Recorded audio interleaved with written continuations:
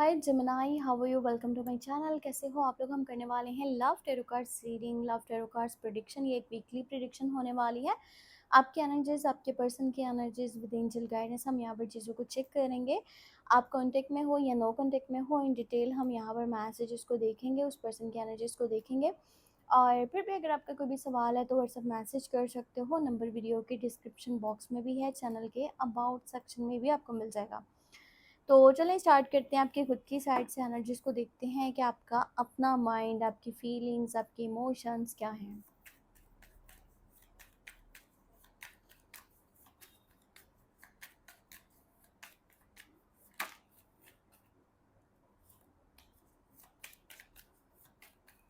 देखो, first of all जो card निकल के आया ना, वो है यहाँ पे हैंगमैन की एनर्जी। ओके, सो एक कार्ड गिरा भी है, लेट्स सी क्या है यहाँ पर। किंग ऑफ सोर्ड्स की एनर्जी है।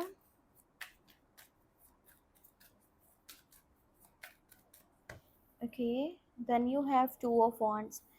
देखो, मुझे आपकी तरफ से जो एनर्जीज दिख रही है ना, वो ये है कि देखो काफ़ी लंबे अरसे से ना आपके रिलेशनशिप वाली साइड पे, आपकी लव लाइफ वाली साइड पे ना आप हैंग हुए हुए हो। मतलब आप किसी एक जगह पर स्टक हुए हुए हो।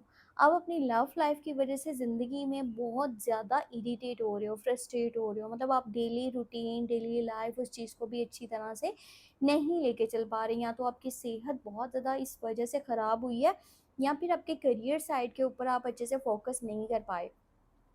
आपकी फैमिली, आपका करियर, आपकी हेल्थ, ये सारी चीज़ें भी आपने इग्नोर करी इस पर्सन के लिए, ठीक है।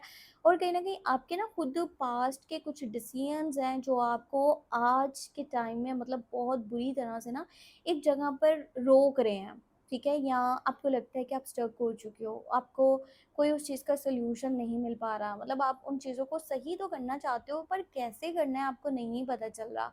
और वो चीज़ें बार बार जब भी आपके माइंड में आती है ना, तो आप एकदम से अपनी डेली लाइफ इन चीज़ों से जो है वो अपना ध्यान हटा बैठते हो। मतलब आपको फिर कोई दिलचस्पी नहीं होती कि आपके आसपास क्या चल रहा है, अपनी चीज़ों को कैसे मैनेज करना है, कैसे देखना है।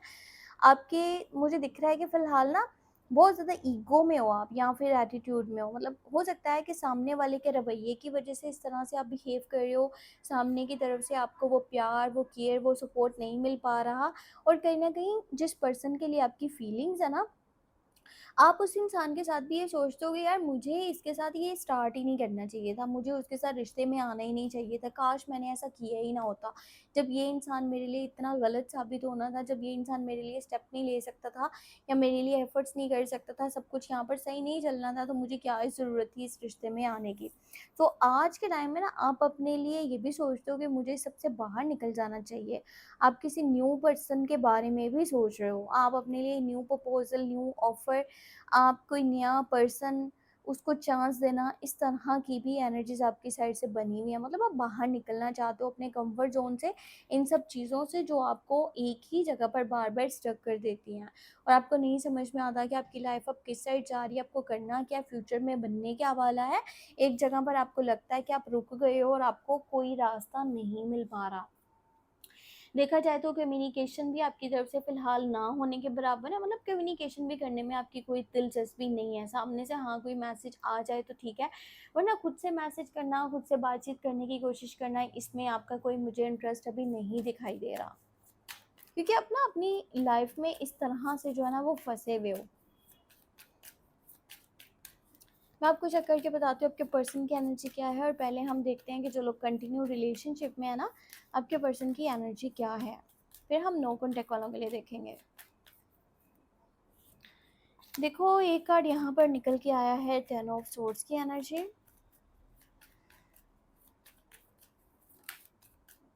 ओके, यू हैव लवर्स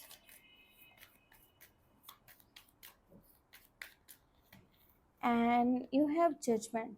ये जो पर्सन है ना जिसके बारे में आप अभी ये देख रहे हो एनर्जी, कंटिन्यू रिलेशनशिप है, ये इंसान जो है ना, ये बहुत बुरी तरह से, ऐसा कह लो कि मेंटली और इमोशनली दोनों तरफ से ही आपकी वजह से तकलीफ में आया है। ये इंसान जितना ज़्यादा आपको प्यार करता है ना, आपको पसंद करता है, और कहीं न कहीं इसके माइंड में यही चीज़ है कि आप ही इसके सोलमेट कनेक्शन हो, या आप लोग एक ट्विन फ्लेम जर्नी में हो। आप ही इसके लिए बेस्ट मैच हो। ये जितना ज़्यादा आपसे प्यार करता है, किसी और से इस तरह की फीलिंग्स रखने के बारे में सोच भी नहीं सकता। पर अभी के टाइम में ना छोटी-छोटी सी चीज़ों को नोटिस कर रहा है, जज कर रहा है, और जानने की कोशिश कर रहा है कि क्या आप इसके लिए स्टेप ले रहे हो, क्या आप इसके साथ सही से बिहेव कर रहे हो, आप इसकी केयर कर रहे हो, इसको सपोर्ट कर रहे हो, इसको समझ रहे हो या नहीं समझ रहे।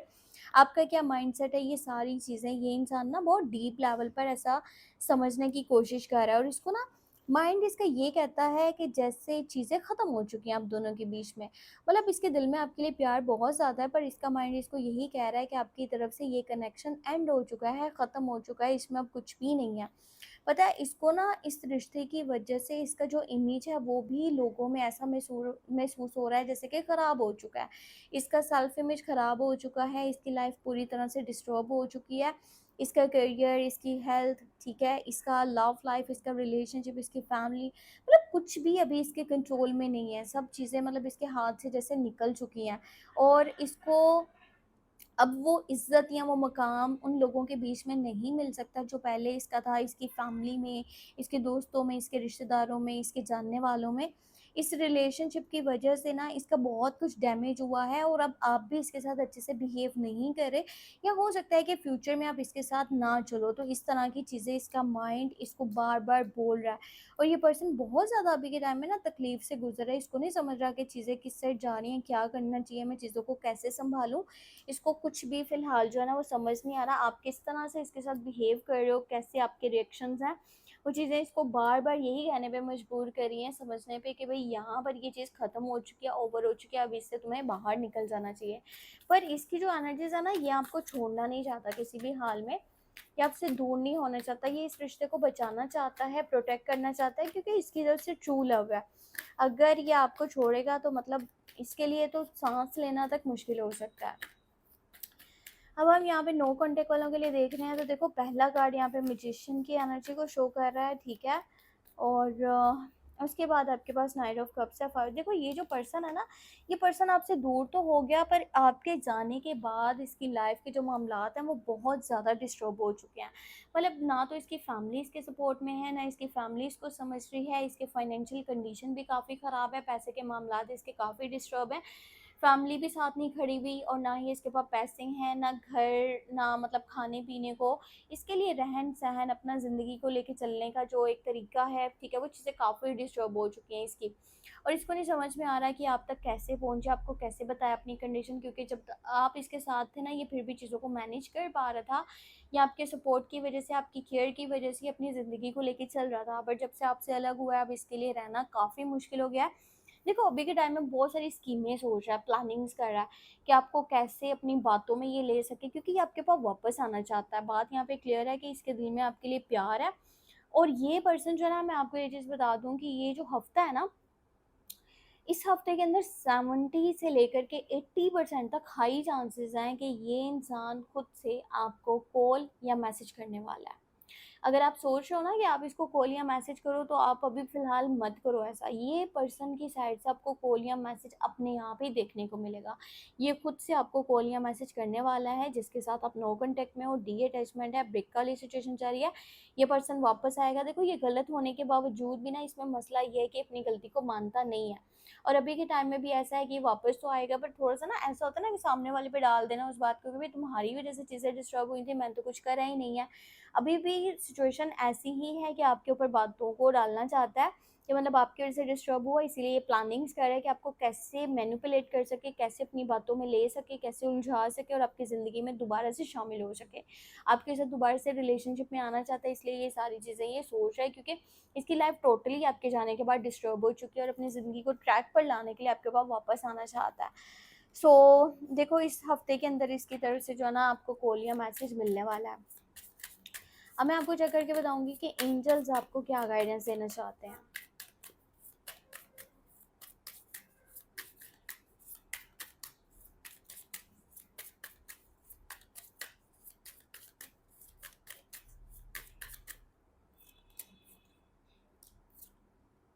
देखो यहाँ पे जजमेंट की एनर्जी आई है, और इसका मतलब ये है कि फ़िलहाल चीज़ों को ना बहुत ज़्यादा जज करने की ज़रूरत नहीं है, ठीक है? अगर आप डीपली बहुत ज़्यादा सोच रहे हो ना, ओवरथिंकिंग करने में पड़े हुए हो, तो उससे क्या होगा कि आपकी करंट सिचुएशन बहुत ज़्यादा डिस्टर्ब हो जाएगी और चीज़ें आपसे नहीं सँभाली जाएँगी। लड़ना भी नहीं है, झगड़ना भी नहीं है, जो आपकी फीलिंग्स हैं वो शो करवाओ, दिल में बातें रखोगे तो ये बातें ही रह जाएँगी, आगे कुछ बनेगा नहीं। सो इस वजह से स्टेप लेना पड़ेगा और अपनी गलतियों पर भी माफ़ी माँगो और अगर किसी से कोई गलती हुई है तो उसको माफ़ कर दो, आगे बढ़ो क्योंकि रिश्तों को इस टाइम में प्रोटेक्ट करना बहुत ज़रूरी है। सो ये थी आपके लिए इस हफ्ते की tarot cards reading, love prediction. अपने बारे में कुछ भी जानना चाहते हो तो व्हाट्सएप मैसेज कर सकते हो। नंबर वीडियो के डिस्क्रिप्शन बॉक्स में आपको मिल जाएगा। बाकी अपना बहुत सारा ख्याल रखना, मुझे अपनी दुआ में लाज़मी याद रखना। Take care, bye bye.